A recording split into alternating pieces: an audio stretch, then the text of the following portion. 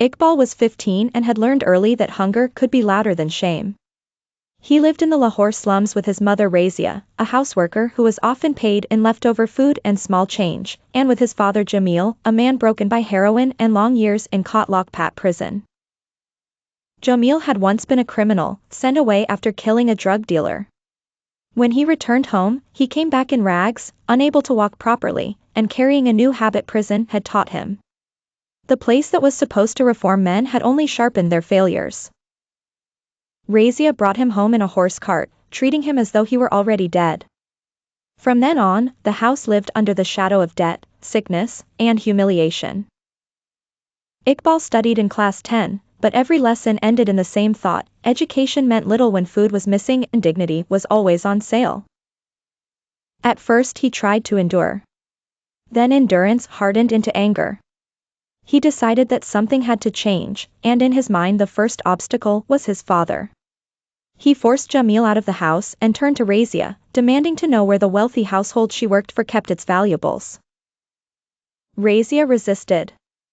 She was frightened, but she had also spent years surviving by silence. Iqbal lost his temper. He grabbed her by the throat and pinned her to the floor until she cried out in fear and gave him the locations he wanted to hear.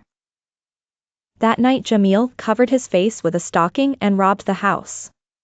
He returned with gold bangles, earrings, and enough cash to make the family believe, for one brief moment, that their misery was ending. Iqbal told his mother to stop working. He even bought medicine and drugs, hoping to drag his father back from addiction with the very money stolen under his guidance. But the city was not blind. The robbery was noticed, and the household reported it to the police. Suspicion fell on Razia.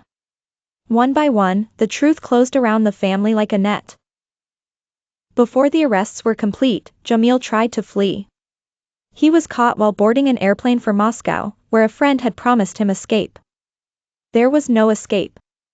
Only the long return of consequences.